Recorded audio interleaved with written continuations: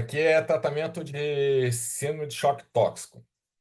Então, um paciente masculino, 57 anos, diabético, ele vai dar todas as informações para você, tá? Ele vai, um texto desse tamanho, vai te dar todas as informações pertinentes e vai fazer perguntas mais objetivas. Diabético interna por infecção de pele particulares da mão há 6 dias após um traumatismo. Infecção pós-trauma, streptoestafilo. Não tem muito para onde fugir disso.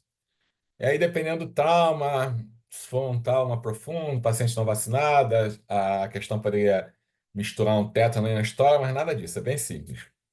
Apresenta uma celulite na mão e seu tratamento com cipro. Cipro seria adequado para o estepto? Sim. Seria adequado para o estáfilo? Não muito, não seria a primeira escolha. Uma celulite você tem que cobrir estáfilo aureus. Se você vai cobrir MRSA ou não, depende da gravidade, depende da epidemiologia, depende do seu gosto. Não é obrigatório, dificilmente ele vai cobrar isso na aula. Eu mandei para você já há um tempinho um trabalho da Universidade da Bahia, crianças na emergência com celulite barra erisipela, quase 60% era MRSA, 50%, era um valor bem alto, eu não lembro com detalhe. Então, no Brasil, a gente tem poucos dados, da onde tem, sugere-se cobrir MRSA, principalmente paciente grave.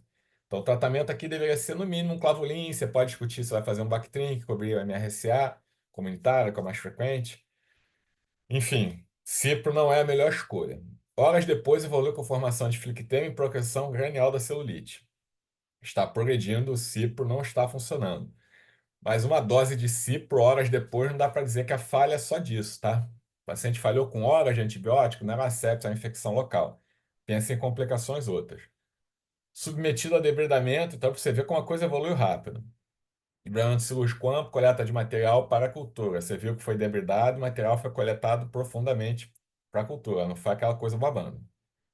Durante a abordagem, evoluiu com choque, necessidade de ressuscitação hipovolêmica, drogas vasoativas. Bacterioscopia revelou coco gram-positivo. Em sendo um estrepto, eu penso em cadeia. Se for um estáfilo, eu penso em caixa. Então, ele poderia dar essa informação ali, mas ele já te dá o diagnóstico. Ele poderia ter falado ali. Bacterioscopia revela cocos gram-positivos em cadeia. Qual é o mnemônio para isso? A pegadinha é estáfilo não faz fila. Se o estáfilo não faz fila, quem faz fila é o estrepto. Então, ele poderia, ao invés de dizer que é um streptopiógenes, te dar essa informação que é até mais real, porque no primeiro momento ali do GRAM você tem, horas depois da coleta, já uma suspeição grande de coagente etiológico. A cultura leva pelo menos mais 24 horas. Na manhã do dia seguinte, é identificado o piógenes. Sobre esse caso, assinale a alternativa correta.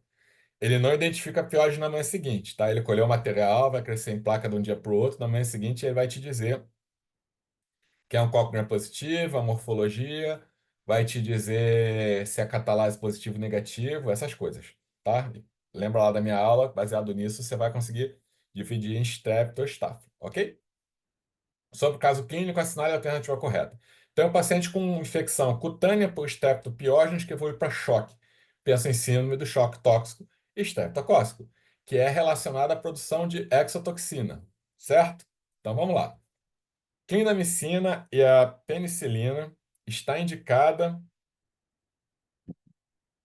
Penicilina e clindamicina está indicada por inibir a produção de exotoxina bacteriana, sim, atenuar a inflamação e por ser importante manter cobertura para anaeróbio. Cara, ele estava certo até essa última linha.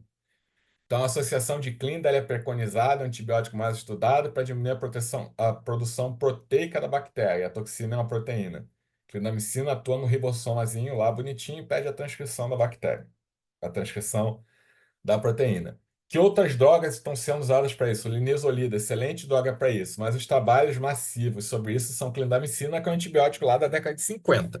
E quando você tinha infecção estreptocócica muito mais frequente que você tem hoje, devido às condições sanitárias da população como um todo. Se aqui tivesse falando linezolida na história, ok.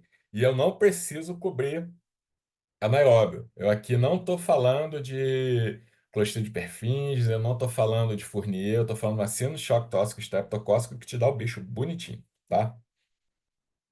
O achado de Piógenes pode ser interpretado como colonização? Não, o achado de Piógenes é a causa da doença.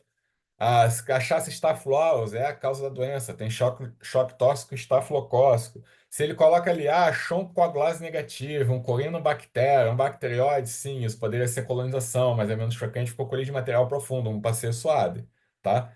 O esquema tem que ser ampliado? Não, não tem que ser ampliado. Eu já sei quem é. Eu só tenho que lembrar que eu tenho que fazer o beta-lactâmico de preferência, se paciente com alérgico, e uma droga para inibir toxina.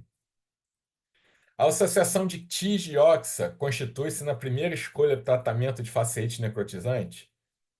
Tigecyclina não é a primeira escolha para nada na vida. Então você já mandou pau aqui. A tigecyclina sim atuaria inibindo a, a síntese proteica, ela atua também no ribossoma.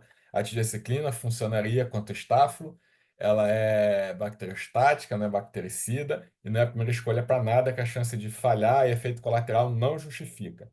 Então, apesar disso tratar essa situação, é absurdo você fazer essa escolha, tá? Ela é cara, efeito adverso, eficácia pior, então não escolham isso na sua vida. Nessa situação, o uso de imunoglobulina de 1 a 3 dias pode reduzir a mortalidade? Sim, você usa perdão. Você usa imunoglobulina nessas situações, a imunoglobulina consegue neutralizar a toxina. E quando ela não consegue neutralizar, ela ocupa os receptores que a toxina iria atuar. Então, por esses dois mecanismos, a imunoglobulina é indicado. E aqui o caso não é imunoglobulina hiperimune específica, é imunoglobulina geralzona. Beleza? A questão não é muito simples, mas é legal do ponto de vista de estruturação. O conceito, todos que você precisa, está ali no enunciado, não tem pegadinha. Ele poderia até complicar com esse negócio dizendo não dizendo qual era o agente etiológico, dizendo só a característica morfológica. Mas ele foi questão moderada, difícil, mas sem sacanagem na questão.